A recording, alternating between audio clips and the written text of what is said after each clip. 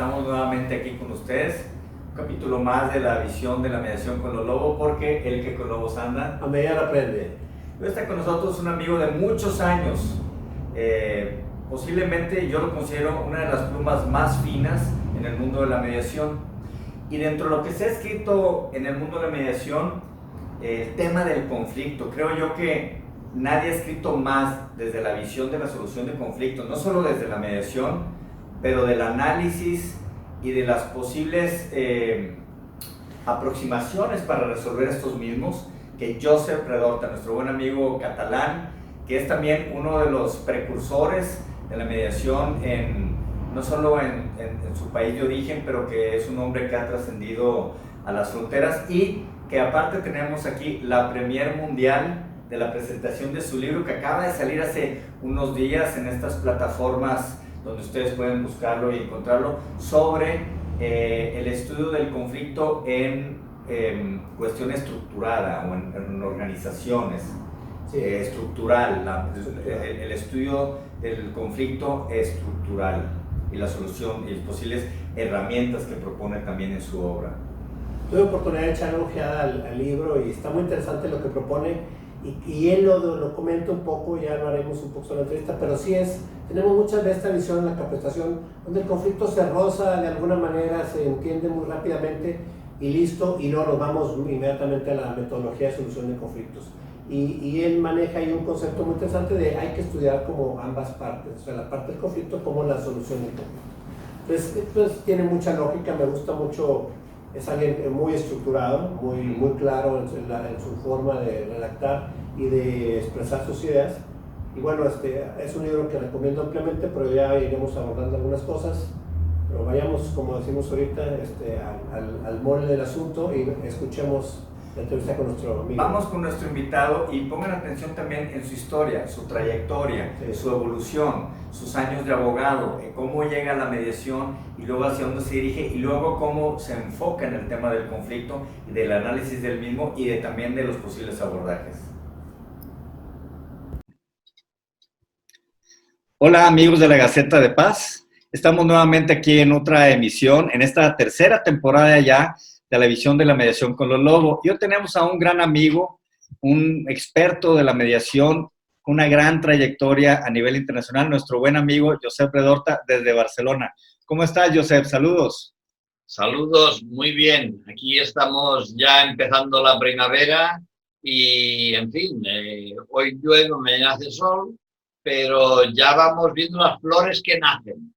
Buenísimo. Bueno, siempre hay la esperanza, ¿no? Esta época nos trae como muchos recuerdos, y sobre todo en una época tan complicada como la que estamos viviendo, porque también estamos pues como celebrando el año, ¿no? Del encierro, el año de otro comienzo más, y la esperanza de lo que viene con la vacunación, con otras cosas, que parece verse ya un poco más la luz al final del túnel. Entonces, pues, estamos viendo momentos inéditos donde evidentemente temas como los nuestros, la solución de los conflictos, la mediación, entre otras, que facilite. Y amigos, déjenme, para quienes no han tenido el gusto de conocerlo o de saber de la trayectoria, diré algunas pinceladas muy rápidas de una amplia y muy rica actividad profesional de Josep, quien es abogado, que cuenta con un doctorado en psicología social por la Universidad de Barcelona, y él se ha especializado en el campo del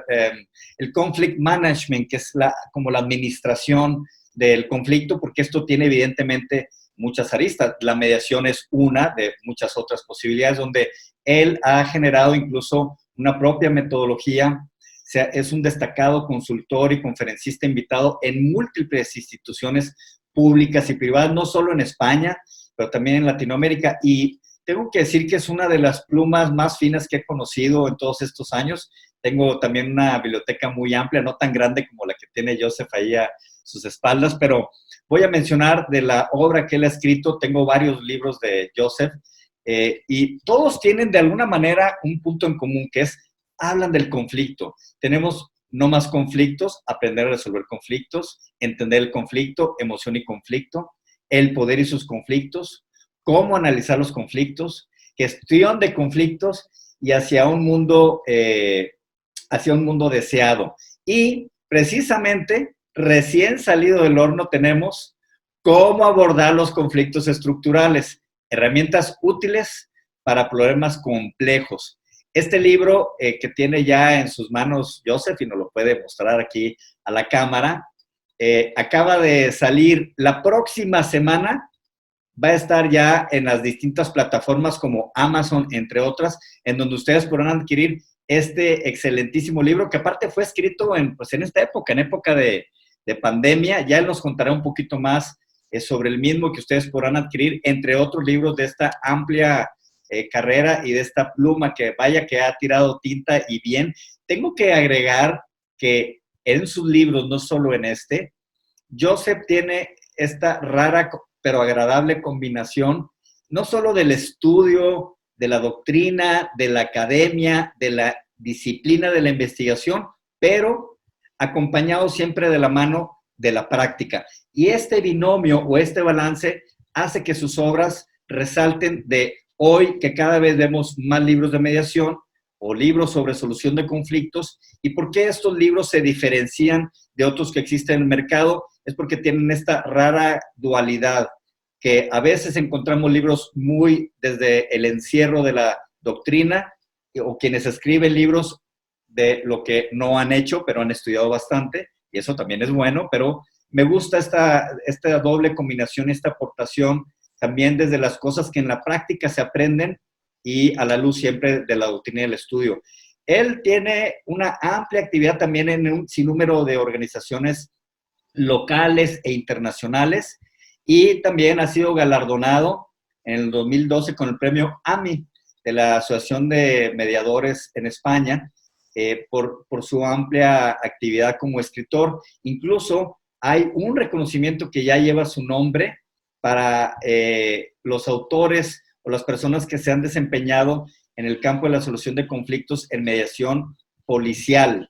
En el 2014 se crea esto, o sea, ya hay un reconocimiento que lleva tu nombre. Y bueno, puedo seguir contando, pero yo les diría que una de las principales características que encuentro, más allá de sus libros, amplia trayectoria de reconocimientos, es que Joseph tiene una cualidad muy importante. Es un hombre sencillo, accesible, y eso es lo que tienen los genios.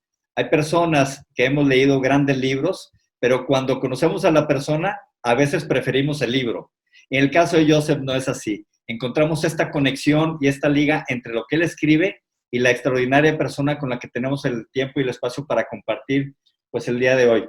Joseph, bienvenido al programa. Te agradecemos mucho que en tu ocupada agenda nos des este espacio. Quisiera que platicáramos un poquito de tus orígenes. A lo mejor las personas que nos están viendo y escuchando no conocen de tus orígenes, es decir, tú eres abogado y eventualmente a lo mejor algún día cuando eras estudiante dijiste, yo voy a estudiar derecho, voy a estudiar leyes, voy a ser abogado y tengo esta visión. ¿Qué pasó con aquella visión de juventud, de cuando estabas estudiando leyes y en qué momento cambia el curso de tu vida o llega o se cruzan tus caminos con la mediación o con la solución de conflictos? Cuéntanos un poquito de esa historia, por favor. Me encanta, pero antes que nada tengo que agradecerte pues tus palabras tan amables, iba a decir tan bien dichas, pero la verdad es que, en fin, me siento muy honrado de participar en tu programa, de que me hayas invitado, y es un placer compartir, sobre todo con colegas, pues estas historias. Y ahora, a continuación, te voy a contestar a esto porque tiene su importancia. Yo era un abogado litigante, pero litigante a matar, litigante de los duros, duros, duros. Esa era mi fama.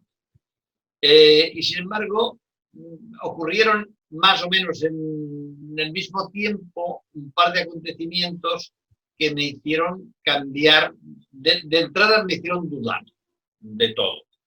Uno de ellos era que yo era abogado de un grupo de unos 40, 50 trabajadores que estaban en huelga.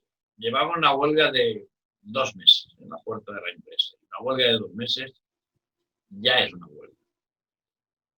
Entonces, un buen día, como estaba cerca de donde yo tenía mi bufete, mi estudio, relativamente cerca, pasaba en coche, cada día pasaba por allí, bueno, ¿qué? ¿Alguna novedad? ¿Qué pasa? Que no sé qué.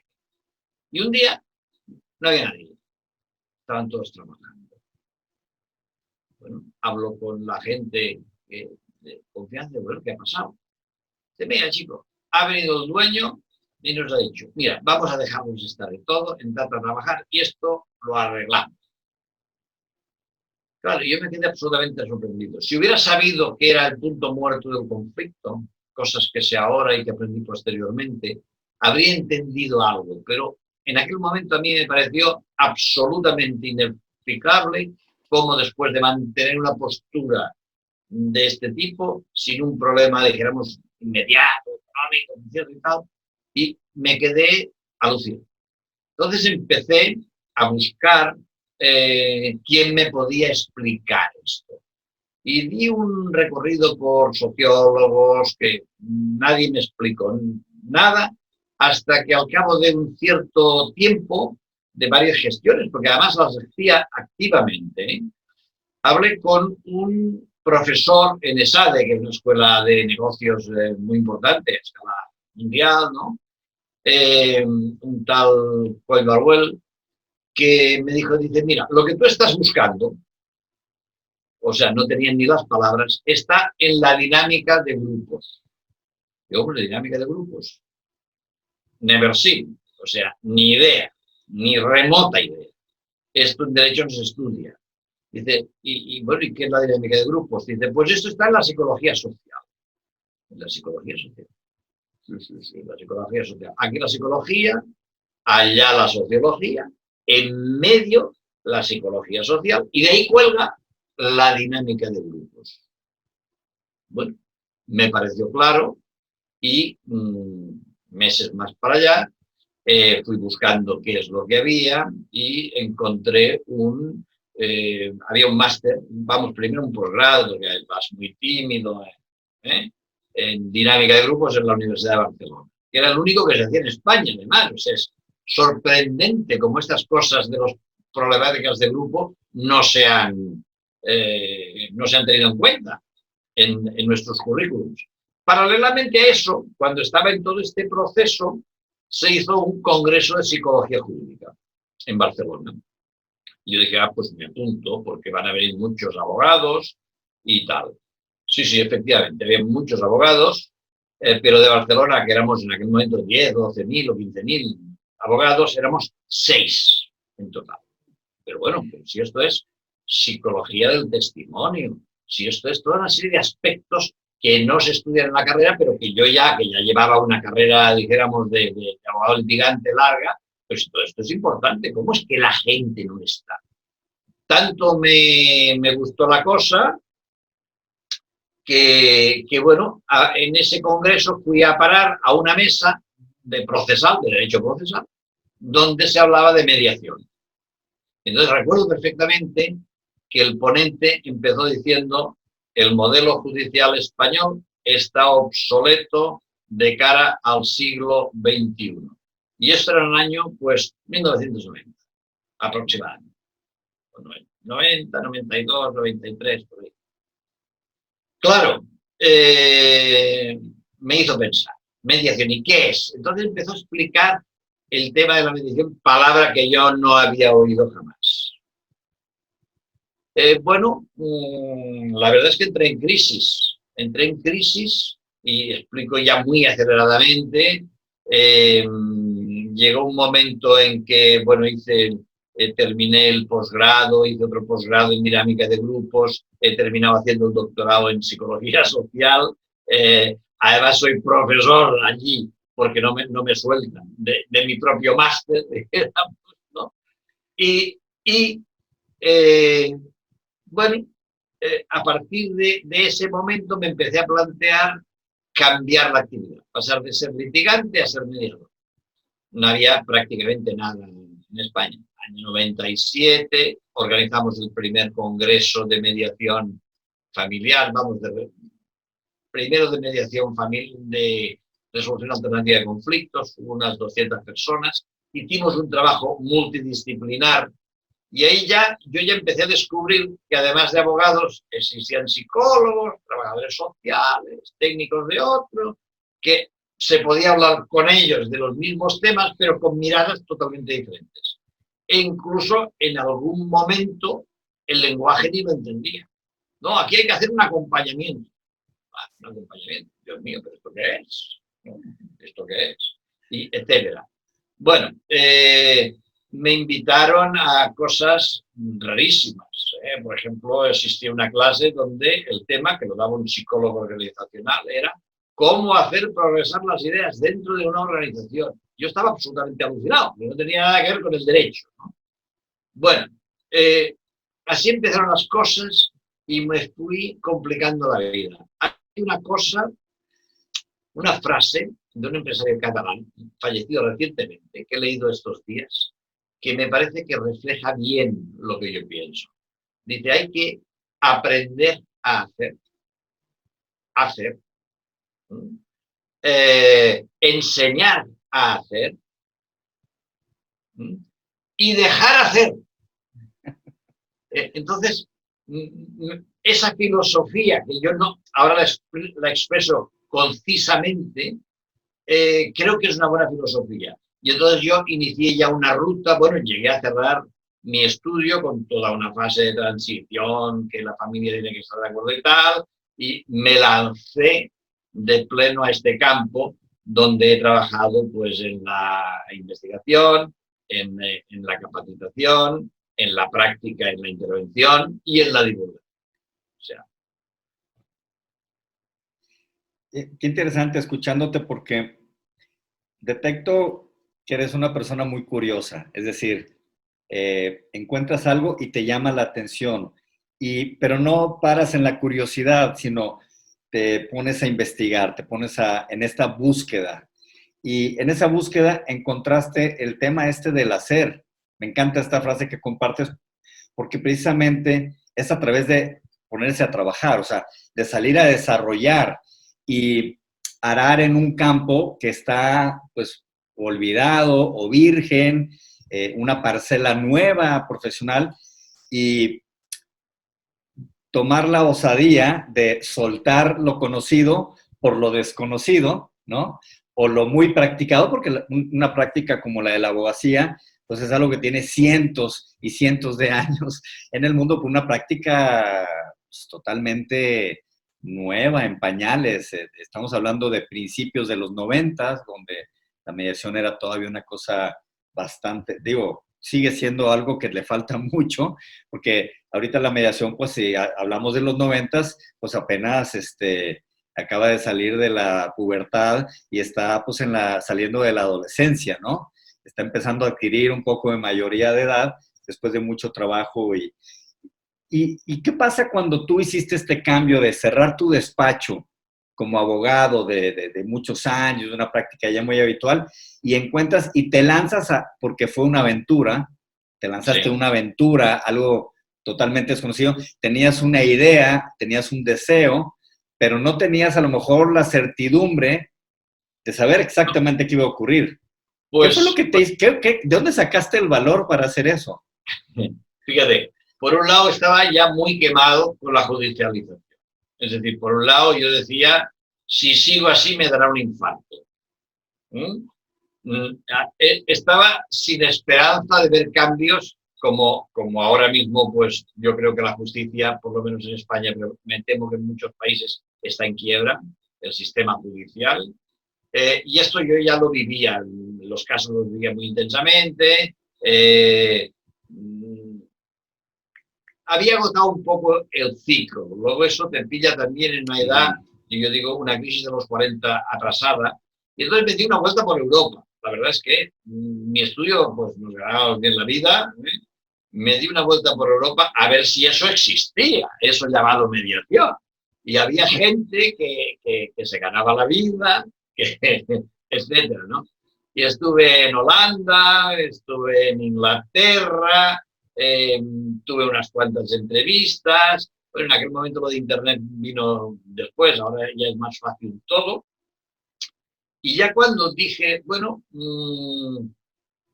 nos juntamos un grupito de abogados y psicólogos en el Colegio de Abogados de Barcelona para reflexionar, o sea, luego hubo una reflexión conjunta y la verdad es que llegó un momento que el Colegio de Abogados de Barcelona casi nos echó prácticamente, es decir, dependíamos de una comisión de cultura, o sea, una gente muy extraña, allí éramos 8, 10, ¿no? Y que habíamos salido, nos habíamos conocido en ese congreso famoso de psicología jurídica y dijimos, bueno, ¿y esto por qué no nos formamos? ¿Por qué no nos capacitamos en esto? Porque el primer problema es que no había nada. O sea, nosotros fuimos los pioneros en España. Y entonces lo que hacíamos era invitar a gente, además éramos gente que nos ganábamos la vida todos bien, decir, bueno, pues vamos a ver, si nos juntamos 20, que nos den un curso de mediación, un taller, viernes, todo el viernes y el sábado y tal y cual, muy entusiastas, muy emocionados, con muchas ganas. Y recuerdo, pues, personas, en fin, ahora no viene al caso, pero que son entrañables amigos, ¿no?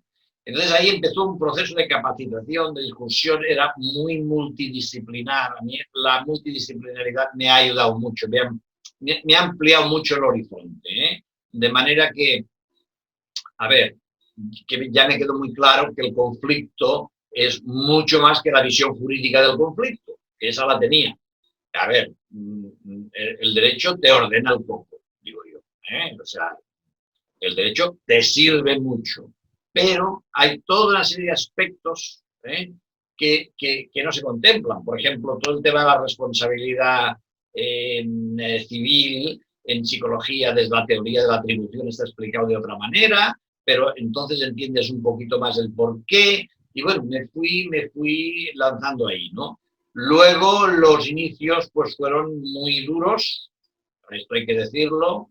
Al principio pues hacíamos capacitación, porque ya el colegio de abogados empezó a cambiar, porque es que al principio, hoy lo considero un asunto muy importante, pero al principio no querían ni mis libros porque no eran de derecho.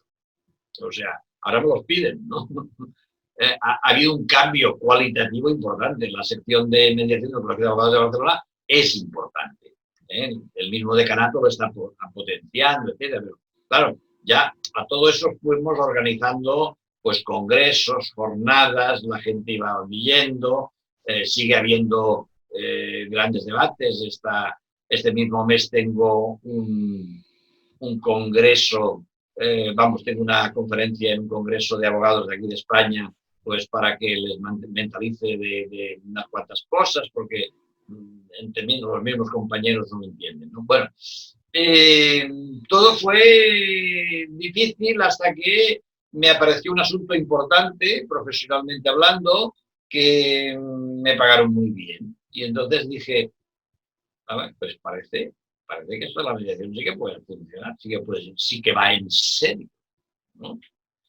Y vinieron por Barcelona, años después, en el tiempo, unos mediadores argentinos que me contaron una historia que yo la explico. Yo la explico porque me parece relevante, ¿no? Era sobre el tema de que la mediación es más barata, que este era el discurso en aquel momento y sigue siendo en muchos aspectos, más barato que el derecho.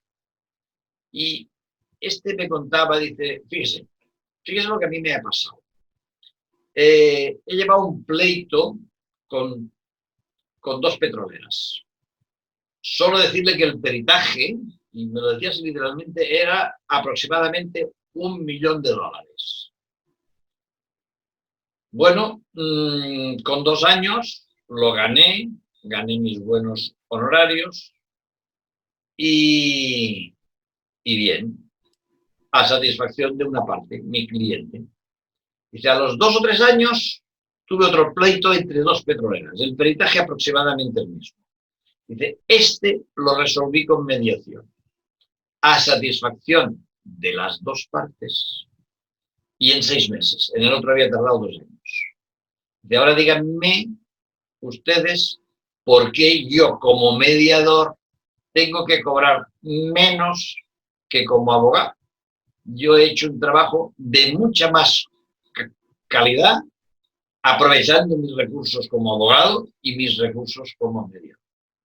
Y me pareció un razonamiento, pues Que, en fin, que cuando se habla de que la mediación es más barata, digo, no, la mediación se tiene que practicar por sus valores en sí, dijéramos, ¿no? Y los profesionales se tienen que sentir, pues, bien retribuidos, ¿no? Y bueno, así fui haciendo una transición en ese sentido, combinando sobre todo capacitación, pero es que se aprende mucho cuando tienes que dar clases. Yo he dirigido, pues, ¿qué te diré yo? El primer programa que se hizo de mediación comunitaria en Barcelona, en la Universidad de Barcelona, el primer posgrado que se hizo en mediación laboral. En fin, he estado ya muy involucrado en muchas cosas, he hecho supervisión, etcétera, etcétera, etcétera. Y luego, pues claro, yo me he especializado bastante en el ámbito de las organizaciones, digamos, ¿no? Estaba escuchándote y creo que varios de los que nos están ahorita viendo, escuchando, se van a identificar en alguna parte de esta historia. Es decir, a veces tiene que ver la decisión de cambiar el rumbo con esta historia personal de, en este caso dices, un tema de salud. Decías, es que este tema a mí de litigio ya no me está llenando, y creo que tiene que ver con un tema también de la búsqueda de la felicidad. Es decir, hay un punto en la vida donde dices, oye, es que quiero hacer lo que me gusta, lo que me llena, lo que me complace, y creo que es la historia de muchos de nosotros, que tomamos un camino y eventualmente se cruza la mediación, nos sacude, nos hace replantear, y entre otras cosas creo que tiene que ver con este estado de salud, que se traduce en ser felices. Claro, también comparto la importancia de lo que comentas, de la multidisciplinariedad. Y creo que un error común que hemos tenido a veces en la mediación es querer acotarla a una práctica profesional. Y no, no, no, no. Es que deben de ser tal visión.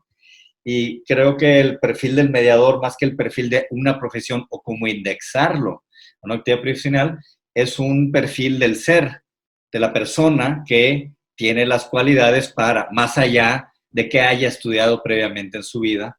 Y creo que a veces se nos olvidan cosas tan simples o sencillas como estas.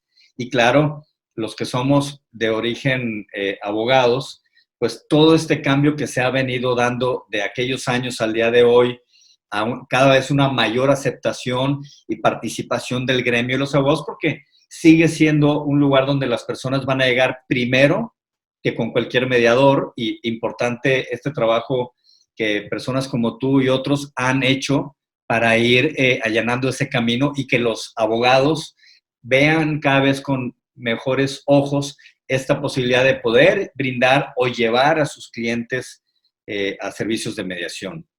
Pero fíjate, hay un par de anécdotas que a mí me influyeron, ¿no? Por ejemplo, daba un curso para personas por cuenta de un curso que se hacía en Barcelona por cuenta de una universidad suiza. Y había gente, pues, de todos los países, y había un italiano específicamente que me pareció un tío muy formado, muy preparado. Y bueno, a la hora del café, en la parte, le pregunto, bueno, ¿tú qué profesión tienes? Y me dice, mediador. Digo, no, ya, sí, claro, mediador, sí, pero ¿cuál es tu profesión? Y me dice, mediador. Digo, bueno, pero, a ver, pero mediador, ¿y qué más? Y entonces me lo reformuló de la siguiente manera. Dice, tú me estás preguntando por mi cultura profesional de origen. Date cuenta del asunto. Es decir, hay una base cultural que es evidente que un abogado puede mediar por ser incluso más directivo de una manera determinada que un psicólogo, que está adaptado, pero llega un momento en que uno se profesionaliza, y estamos hablando de profesionalidad, a un cierto nivel, y entonces te apoyas en las bases que tienes, ¿no? Pero eso ahí da más de sí, ¿eh? Es decir, bueno, a mí me gustó ese comentario y me lo he quedado siempre. Creo yo que todos nos identificamos con esta historia, porque los que hemos decidido por un motivo u otro dedicarnos al tema de la mediación, ya sea desde algunos en el sector público u otros que lo hacemos desde la parte privada, esta complicación de explicar a qué te dedicas, ¿no? ¿Cuál es tu actividad profesional más allá de los estudios que puedas tener en alguna actividad u otra? Y recuerdo cuando mis hijos estaban chiquitos, iban al kinder, a la primaria, había esta cosa del Día del Padre o de las actividades de los papás, y entonces tenían que presentar los hijos a sus papás y a qué se dedicaban. Y entonces pues estaban los que sus papás eran arquitectos, psicólogos, médicos, abogados. Entonces, tú que explicar el tema de la mediación y que tu papá se dedicaba a una actividad que nadie hacía y nadie conocía, pues entiendo el reto y la explicación del italiano me pareció muy interesante. Vamos viéndonos un poco adelante, si te parece, sobre el punto de la materia de nuestra reunión del día de hoy, que tiene que ver con el abordaje del conflicto o de los conflictos estructurales. Y yo veo que has seguido una línea en la que tú has sido constante en tu escritura, y es que siempre tienes como centro el tema, el estudio, la reflexión, las aportaciones sobre el tema del conflicto, desde distintas ópticas, y creo que has tenido como esta constancia. Es decir, yo podría decir que de muchos autores que conozco, tú eres el autor en materia de conflicto. O sea, no conozco a nadie que se haya especializado tanto en su escritura. Tenemos autores que varían y un día te pueden escribir de mediación familiar y otro día te pueden hablar de mediación comunitaria y otro día te pueden hablar de no sé cuántas cosas, y tú creo que has mantenido una línea con ese tema en particular, y de donde te ha dado para salir a otras áreas, pero tu punto nodal es el conflicto. Sí. Y ahora conflicto en cuestiones estructurales. Háblanos por qué esta cuestión constante del conflicto, y luego finalmente nos vamos a esta parte de los conflictos estructurales. Sí. Pues fíjate, leyendo, cuando hice la tesis doctoral, y yo la leí en el 2002, hubo un autor de referencia que es Morton Deutsch, falleció hace un par de años, que tiene una expresión que a mí me dio mucho que pensar. Dice, hay que estudiar el conflicto y los medios de resolución de conflictos conjuntamente. Es decir, y lo que me di como mucha cuenta que en la literatura había mucho hablar de mediación, de cómo resolver el conflicto, pero entendiendo poco lo que era el conflicto. Poco, en fin, se sabe más de lo que pensamos en este tema, pero menos de lo que necesitamos. Entonces, el estudio del conflicto ha seguido un proceso muy curioso, porque, claro, por un lado, dijéramos, después de la Segunda Guerra Mundial, que arranca la sociología, etcétera, pues tienes que, claro, el marxismo decía el conflicto es el motor de la historia. Y entonces, capitalismo, democracia liberal, llámale como quieras, decía, conflictos no, aquí las cosas cada uno donde estén. Entonces eso yo creo que lastró muchos medios. El conflicto se había estudiado en filosofía, se había estudiado, el estudio del conflicto viene de toda la historia de la filosofía y nace después de ahí la psicología. Claro, esa idea de Morton Deutsch, dije, bueno, pues, a ver, pensemos en una metáfora.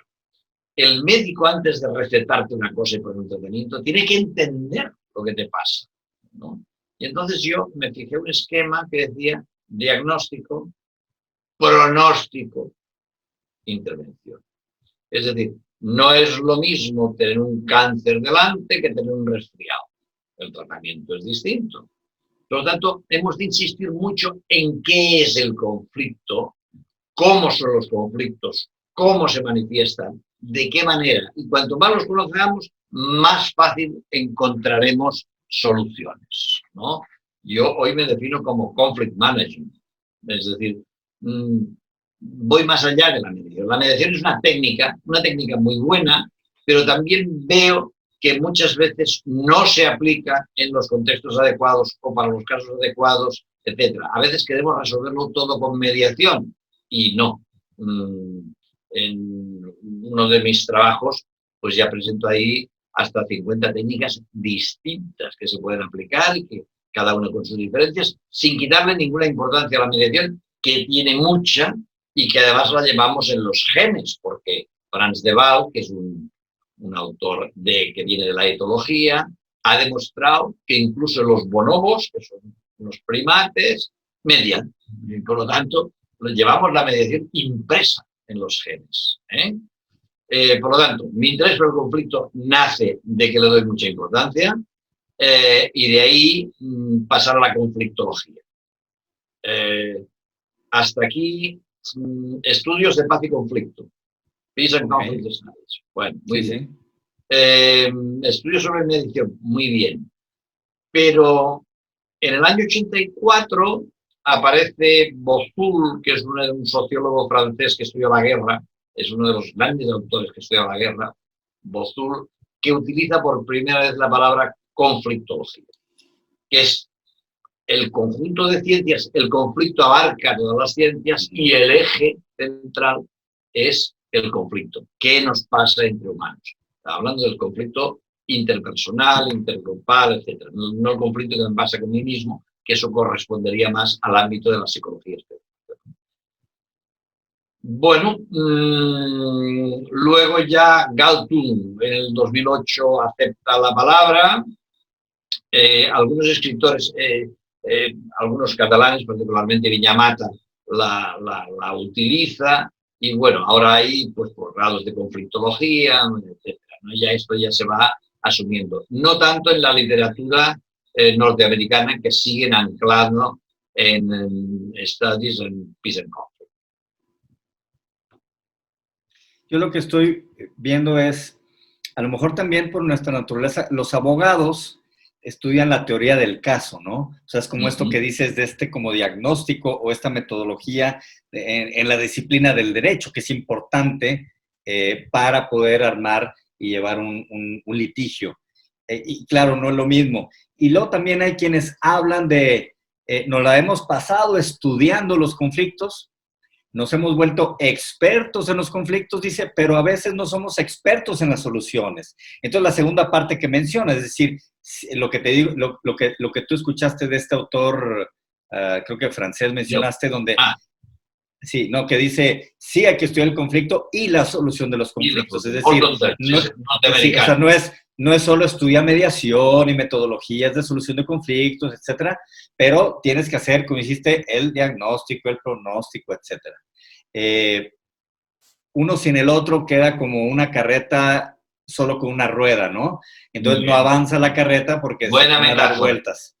Exacto. Entonces, la rueda del conflicto y la rueda de los posibles abordajes o administración o management, ¿verdad? El conflict management de los conflictos, donde habitan muchas posibilidades en esa rueda.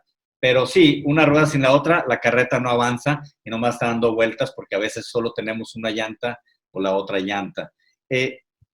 ¿Dónde, dentro de este estudio que tú tienes del conflicto y entendimiento del mismo, y luego llegas al tema de la mediación, pero te encuentras con que estos conflictos requieren otras aproximaciones? Y cuando hablamos de conflictos estructurales, que es el nombre de tu libro, que por cierto hoy es Lanzamiento Mundial, porque es la primera vez que presenta en público aquí en nuestro programa, es la premier mundial del libro de cómo abordar los conflictos estructurales. ¿Qué es un conflicto estructural? ¿De qué hablamos cuando hablamos de un conflicto estructural? Y además lo hago con mucho gusto porque en México, pues, primero porque tengo muchos amigos en México, es un país que me encanta. He estado como unas 10 veces en México y en fin, me gusta Latinoamérica, conozco varios países y además uno de mis libros, la presentación física, de aprender a resolver conflictos, la hice en el DF. O sea que, es decir, que yo tengo muy buenos recuerdos con los libros míos, que además, pues ya les digo, están, bueno, en México se venden francamente bien, ¿no? La pregunta es, ¿qué es un conflicto estructural? Fíjate que esa es una pregunta que yo me la hice cuando me topé con la literatura, al principio, con los conflictos intratables. Es un conflicto intratable. ¿Por qué es intratable un conflicto? Yo no lo veía así de entrada, ¿no? Luego vas viendo que claro, son intratables desde la perspectiva de la mediación. Claro, si limitamos el marco mental estrictamente a la mediación, pues la cosa pasa a ser intratable. Ya se está empezando a pensar de manera distinta. O sea, por ejemplo, Wilding de la Universidad de Colorado, que ahora se han retirado y tal, habla de beyond intractability. Claro, yo empecé a pensar esto y dije, bueno, a ver, pues esto tendrá que ver con la estructura de la sociedad, tendrá que ver con algo esto. Y cuando hice la tesis doctoral ya hice una primera aproximación. O sea, en el año 2004, que es cuando aparece cómo analizar los conflictos, ya hube de reflexionar sobre esto. Pero yo la única referencia que tenía en aquel momento era el libro de mediación, el de Moore, Christopher Moore. el proceso de mediación, ¿no? Proceso de mediación. Que habla de conflictos estructurales. Él hace 5 grupos de conflictos y uno de ellos es conflictos estructurales, pero no los define, no profundiza más, lo ve desde la perspectiva de cómo aplicarlo y tal, ¿no? Eso siempre estaba así un poquito en mente. En el 2011 hice un trabajo que es acercándonos, está en Academia Punedu, acercándonos al conflicto estructural. Y entonces ahí ya llegué a la conclusión, porque ya había profundizado más, de que es un tema poco tratado, que había que seguir profundizando y de que la cosa daba bastante de sí. Los conflictos estructurales son conflictos que tienen unas características comunes a otros, pero distintas en cierto sentido. Muchas veces están cronificados. Cuando digo cronificados, vienen de largo tiempo. Y entonces hacen sus explosiones puntuales, bajan, pero el conflicto de fondo sigue. Pueden estar muy ideologizados. Conflictos, por ejemplo, vinculados a los valores. La simetría del poder puede ser muy distinta, puede ser muy extraña. Afecta normalmente a grandes grupos de personas. Pensamos, por ejemplo, un conflicto estructural. Tú ves, por ejemplo, cualquier conflicto normalmente de tipo medioambiental. Tú tienes ahí pues una mina que está lanzando, hablemos de la que se rompió en Brasil, ¿no? Está explotando un mineral determinado, la comunidad mal pagada, finalmente aquello se rompe, hay que indemnizar, no se sabe cómo, etc. Es decir, hay una característica de los conflictos estructurales que es muy importante, es me supera. Es decir, yo solo esto no puedo abordar. Necesito el esfuerzo de mucha más gente. Entonces, ese tipo de conflictos hay que abordarlos desde la inteligencia compartida, desde la inteligencia social, de alguna manera desde la comunidad, ¿no? Por ejemplo, los movimientos sociales nacen para, imaginemos por ejemplo el feminismo o el ecologismo, nacen para afrontar conflictos típicamente estructurales. Esto a un nivel macro. Pero a un nivel micro también existen conflictos estructurales. Imaginemos, por ejemplo, una empresa con 2 socios al 50%. Y ahí ni se muere la abuela ni cenamos. Es decir, no hay manera eso de resolverlo. Porque yo quiero blanco, tú quieres negro, yo quiero blanco, tú quieres negro, y nadie tiene el poder. Cuando el poder está igualado, no hay poder, no hay influencia. Y cuando todo el mundo está convencido de sus razones, entonces es mucho más difícil. No hay influencia, en realidad, mutua. Tiene que haber dudas para que se pueda influir. Yo no sé si me explico suficientemente claro para que se me entienda, ¿no? Pero los conflictos son evidentemente conflictos complejos.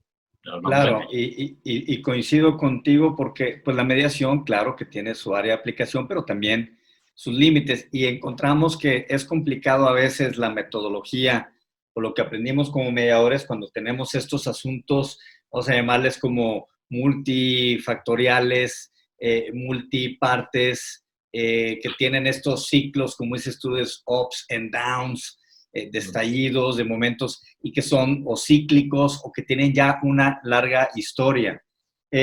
¿Dónde aplica o cuándo es que ves tú la posibilidad de estos conflictos estructurales? Porque la parte del libro, que entiendo una vez este abordaje o este estudio, pero luego viene como la luz, que es y las herramientas útiles para los problemas complejos. ¿Cuáles son las herramientas? Porque cuando tenemos un carro, usamos unas herramientas, pero cuando tenemos un tractor para construcción a alto nivel o de minería, pues a lo mejor la llanta mide 4 o 5 metros de altura, nada más, a la que tenías en el carro. Entonces, las herramientas para cambiar una llanta de un carro a cambiar la llanta de un tractor de minería de 5 metros de altura, la llanta, pues van a ser distintos. Cuando hablamos de herramientas útiles para problemas complejos, ¿cómo de qué estamos hablando? ¿Qué ideas nos puedes dar? Yo creo que hay tres, por ejemplo. Si vamos al análisis de patrones, que es una técnica que yo he desarrollado en el libro La estructura del conflicto, que es uno de los que lo has mencionado, si vais a mi página web los encontráis todos allí, josepredorta.cat, hay tres cuestiones básicas, que son valores, poder y la estructura. Entonces, hay que estos que se entremezcla todo esto, hay que entender cómo se gestionan cada uno de estos elementos simples, dijéramos, estos patrones de conflicto.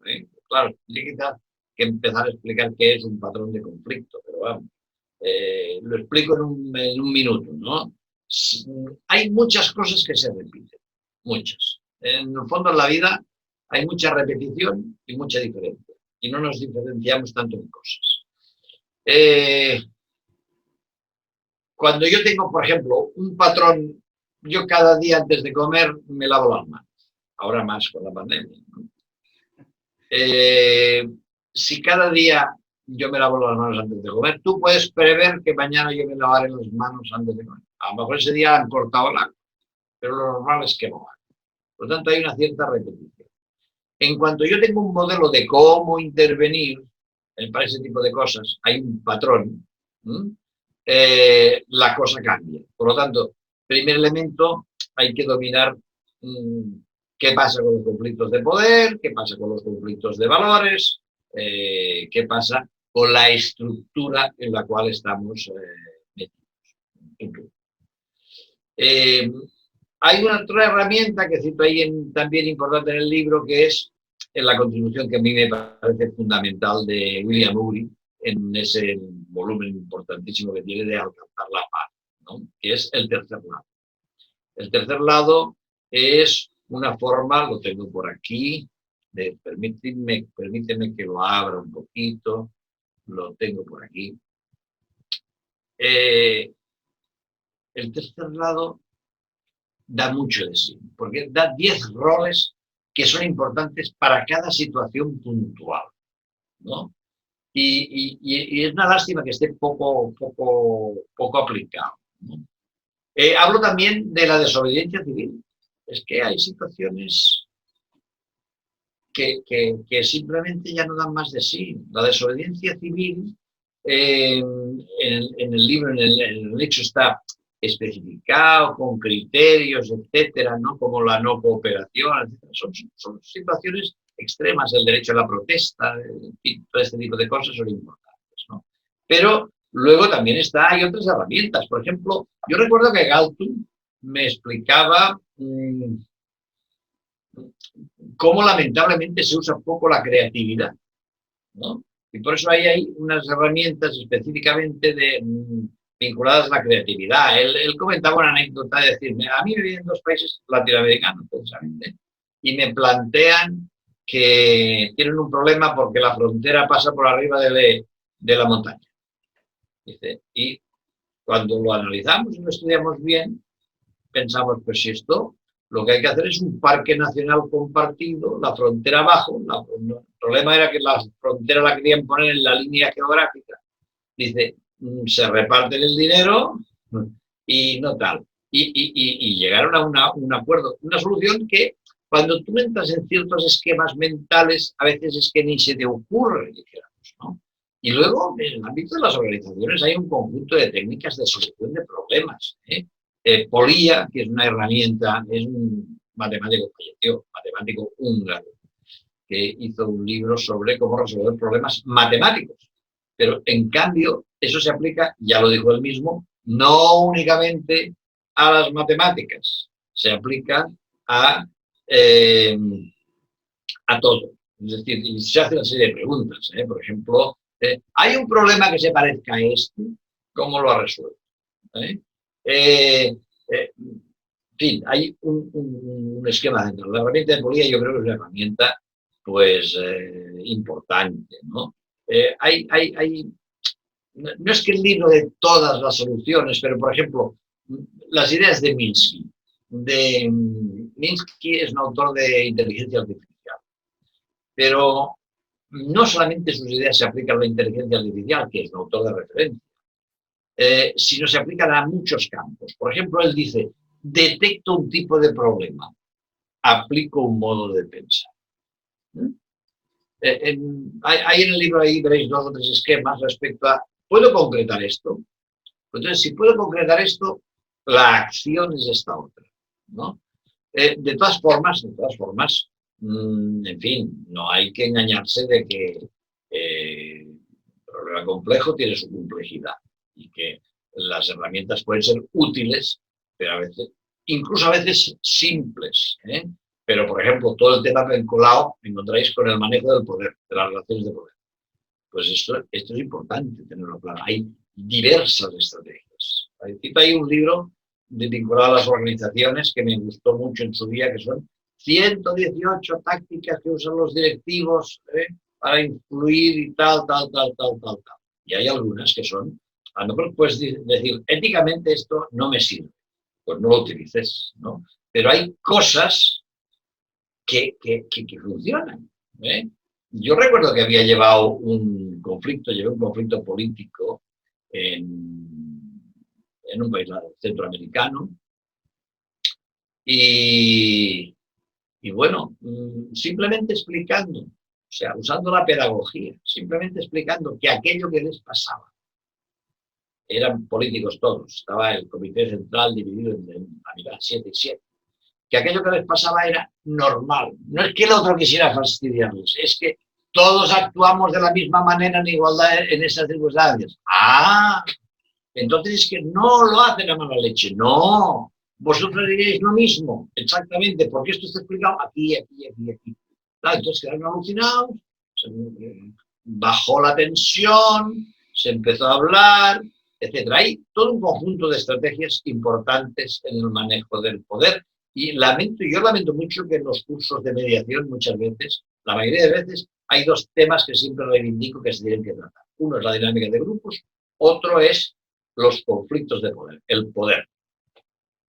Yo creo que, abonando a lo que tú compartas y viendo aquí en tu libro, precisamente de estos 10 roles del tercer lado, de este aporte de Uri, ¿no? Que incluso tú compartes, inmediatamente, a unas par de páginas, tienes esto que me gusta mucho, me parece una herramienta útil y práctica, que es este análisis de patrones de conflicto o este examen de similitudes que tú has desarrollado. Y con esto a lo mejor vamos empezando a cerrar, porque estamos llegando ya como al tope del tiempo para platicar, y a lo mejor dejamos la puerta abierta para mañana desarrollar otros temas. Por ejemplo, tocaste un tema que ahorita es de mucha actualidad en México, porque estamos a 45, 44 días de una elección intermedia muy importante a nivel nacional, donde hay ahorita cualquier cantidad de conflictos en ese sentido, conflictos estructurales, conflictos que tienen que ver con cuestiones de poder, como estás mencionando, y donde a veces ha faltado a lo mejor este análisis del conflicto, del entendimiento de las estructuras, pero luego decir, ¿y qué podemos hacer al respecto? Entonces, yo verdaderamente, amigos, recomiendo mucho la lectura de los libros de Joseph, que es una amplia colección, pero muy en particular y muy actual, este último libro, este último aporte de cómo abordar los conflictos estructurales y de las herramientas útiles para problemas complejos. Joseph, ¿con qué nos podemos ir el día de hoy? ¿Cuáles serían como algunas reflexiones o lecciones aprendidas en tu práctica al abordar conflictos estructurales? Bueno, yo diría primero darle la importancia que tienen. Darle la importancia que tienen. Tomarse tiempo. Tomar varias miradas sobre la misma cosa. Tratarlo desde un grupo de soporte. Yo, por ejemplo, participé como observador en un trabajo que se hizo sobre Osetia del norte y del sur, invitado por la Universidad de Harvard, que vinieron aquí a Barcelona a ver unas cosas y tal, me invitaron unos cuantos observadores en el musical, ¿no? Me pareció un buen trabajo de facilitación por parte de ellos. Es decir, yo diría que la palabra para abordar conflictos estructurales es una: sumar. Hay que sumar recursos, hay que sumar personas, hay que sumar inteligencia y hay que salir de una situación que es la indefensión aprendida, que es un efecto del poder.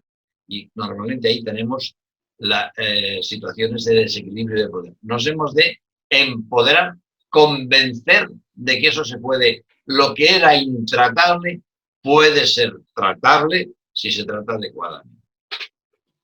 Y qué interesante, o sea, me quedo con esta última parte, me parece muy, muy trascendental. Sí, darle la importancia, por lo mismo merece un tiempo. Compartir las miradas, como dices tú, es decir, las distintas ópticas, las distintas posibilidades de otras actividades profesionales, y por eso hay que trabajar en equipo, es decir, estos grupos de soporte, al final es sumar, como dijiste, cómo sumar estos recursos, estas inteligencias, estas personas, y en ese camino ir construyendo nuevas posibilidades, ir dando esta luz de que es posible, a pesar de la complejidad de la estructura o del conflicto en sí mismo, que soluciones a conflictos que pueden ser muy añejos son alcanzables, y que esto pues también nos regrese un poco la esperanza de que no estamos condenados a seguir viviendo, a heredar, porque ahora los conflictos a veces hasta se heredan, son ya casi materia sucesoria y se vuelve como una tragedia. Entonces, pues, la verdad me quedo con esto último. Amigos, estén al tanto. La próxima semana, a partir ya del lunes 19, martes 20 de abril más o menos, empiecen a buscar en plataformas este libro que sale apenas recién a la luz en estos días: Cómo abordar los conflictos estructurales, herramientas útiles para problemas complejos, de Joseph Redorta. Joseph, te agradecemos mucho el que estés hoy con nosotros, que hayas compartido pues tantos años de caminar, de preparación, de estudio, de experiencia en esta parte que te caracteriza de ser muy abierto, muy compartido, sobre todo muy generoso, porque la palabra sumar es una palabra que tenemos que utilizar, es hacer esta matemática cada vez más, de ir agregando, de saber aglutinar estos recursos, de hacer equipo, de utilizar las distintas inteligencias. Pues, amigos, este ha sido un capítulo más de la visión de la mediación con los lobos, porque recuerden que el que con lobos anda, a mediar, aprende. Muchas gracias, querido amigo. Te mando un saludo muy fuerte, que estés muy bien allá en Barcelona. Saludos para todos y mucha salud, ¿eh? Un placer compartir siempre con vosotros todas las ideas, todos estos espacios que tanto nos ayudan a todos. Así sea. Muchas gracias. Cuídate. Dios, Dios.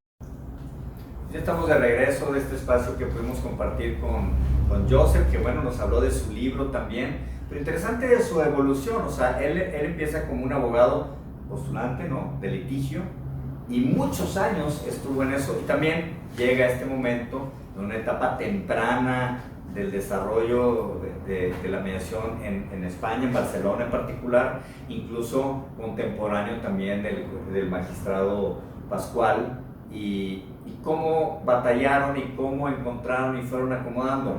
Eso por un lado, el tema de esta búsqueda, una persona como muy inquieta, pero también muy analítico, que se da al estudio, a la preparación en esa etapa temprana, y en eso encuentra el tema del conflicto, ¿no? Es decir, que pareciera ser que queremos ir con aproximaciones, con estrategias, y ignoramos las estructuras, las situaciones que hay que hacer, los diagnósticos, el pronóstico, la hipótesis, todo lo que nos estuvo compartiendo, que es como toda una dinámica, toda una disciplina, pero también, claro, después de eso, más que la mediación, él habla como un concepto más anglosajón del conflict management, ¿no? Que es la administración del conflicto, y ahí caben distintas posibilidades, aproximaciones y herramientas. Entonces, este es un libro que tiene dos pies.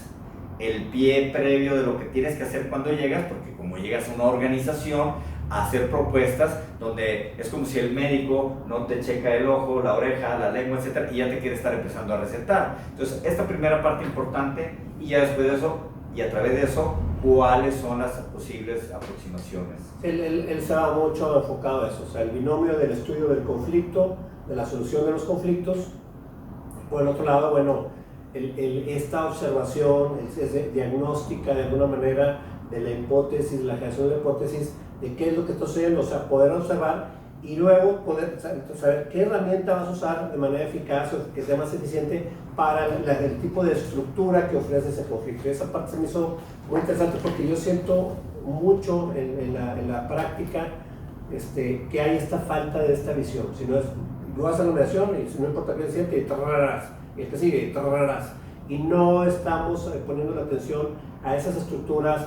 ¿Qué más está siendo afectado por ese conflicto? ¿Qué tan grande, qué tan pequeño, qué tan local? No sé, o sea, es más interesante porque sí pasa que quieres como empezar a trabajarlo y te das cuenta, no, pero es bueno, es que mi abuela, es que mis primos, y es que, entonces el conflicto era mucho más grande de lo que pensábamos, que si solucionaste aquí, y el momento que salen de la puerta y se van y se enfrentan a su cotidianidad, te das cuenta que el conflicto está también allá enraizado, que regresa y no acaban de resolver, y llegan a la siguiente sesión y se dan cuenta que se echaron 2 pasos para atrás, estas cosas. Entonces, esta visión se me hace muy importante, y mucho en los conceptos de latinoamericanos, donde tenemos siempre este tema de las relaciones involucradas.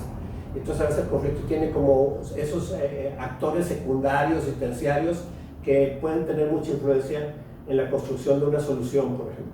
Creo que es algo que aborda en este libro, es decir, habla de los conflictos estructurales.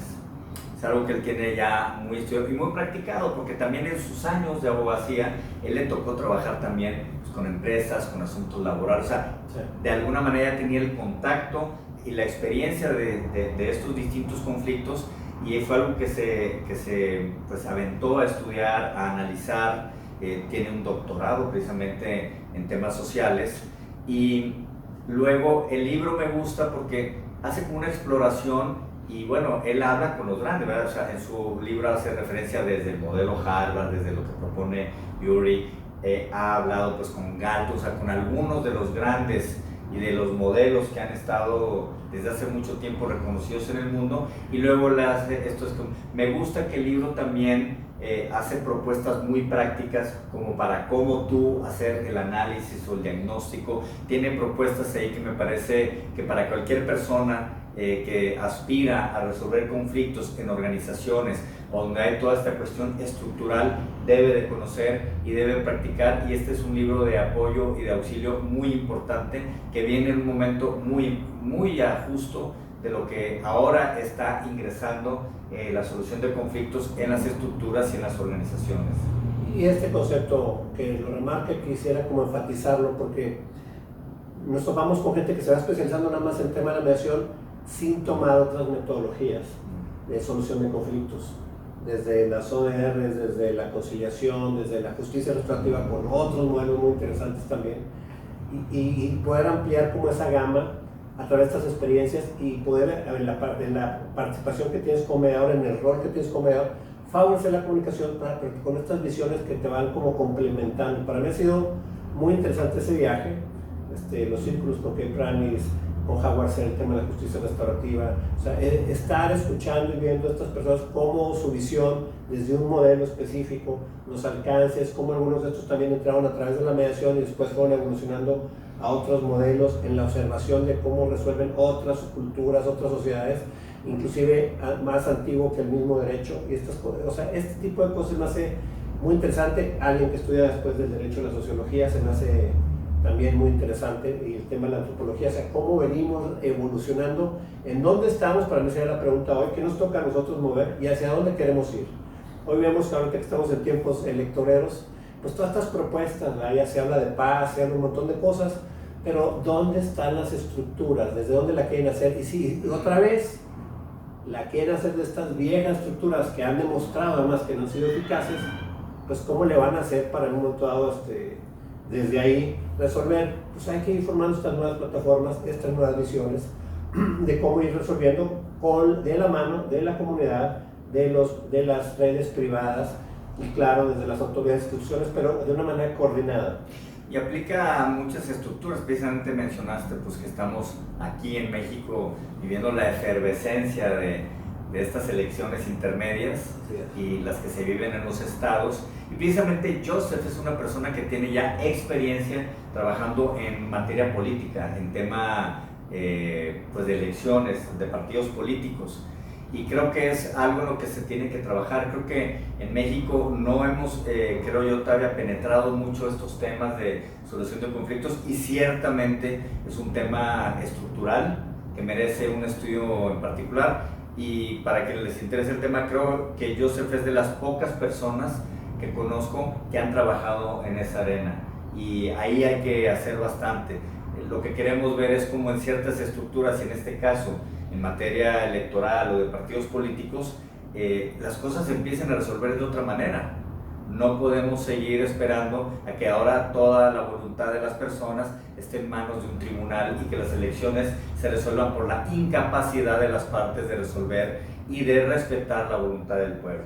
Bueno, ya tuvimos un caso aquí, varios, pero uno muy reciente, la elección pasada, ¿verdad? El tema de Monterrey, por ejemplo, el tema de Guadalupe, y que se acabó buscando resolver en tribunales y acabó haciéndose un montón de tarugas, por el amor de Dios, demasiado evidentes, y que bueno, afectó el resultado al final del programa. Yo creo que el tema de la democracia, más elevado, el tema del consenso es un tema muy amplio para trabajar este tipo de vías, este tipo de manejo de soluciones, y bueno, también con este tema de la ética, que se me hace fundamental. O sea, pues el tema de las estructuras está presente, sí, así es.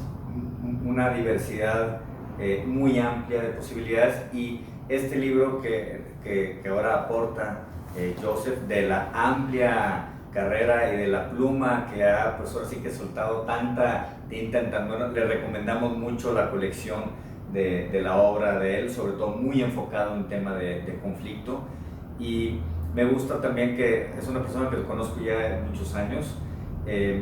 A veces uno conoce a muchos autores y lee muchos libros, y cuando conoces al autor a veces prefieres el libro, y él es una de esas buenas excepciones donde tienes ese contacto con la persona sencilla, accesible, humilde. Es una persona muy ocupada, con mucha actividad, y le agradecemos que haya hecho un espacio en su agenda, que haya tenido la amabilidad de darnos ahora sí que el lanzamiento o la primera presentación que tiene de su libro. Entonces nos dio pues como la premier en ese sentido aquí para la Gaceta de Paz y la visión de la mediación con la Lobo para su nueva obra sobre los conflictos estructurales, y claro, las distintas herramientas que se pueden dar a través de las posibles aproximaciones que podamos tener para ellos.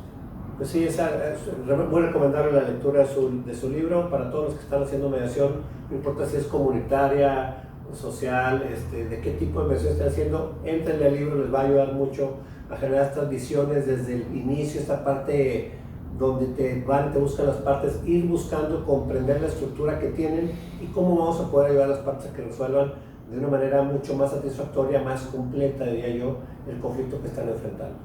Pues un reconocimiento y un saludo muy afectuoso a nuestro buen amigo Joseph Redorta, uno de los pioneros, de los precursores, pilar y referente obligatorio de la mediación no solo en su país, pero en el mundo de habla hispana, una persona que se le reconoce no solo por su obra, pero por sus acciones, porque tiene esta capacidad que hemos encontrado en varios de nuestros invitados. Son personas dedicadas al estudio, pero también hablan desde el conocimiento de la práctica. Y nuevamente es algo en lo que siempre estamos poniendo el dedo del renglón, donde queremos siempre tener personas que nos den esta doble posibilidad de estos dos mundos. Sí de prepararnos, sí de estudiar, pero también desde la voz de la práctica y de la experiencia. Fundamental, y sí es algo que hemos estado apoyando mucho, y bueno, seguiremos en esa línea. Por lo pronto hay mucho todavía donde cortar y mucha gente que invitar con estas características. Pues con eso despedimos este capítulo más. Aquí estamos en nuestra tercera temporada de La Visión de la Mediación con los Lobos, sexta temporada de la Gaceta de Paz. Porque el que con lobos anda, a mediar aprende.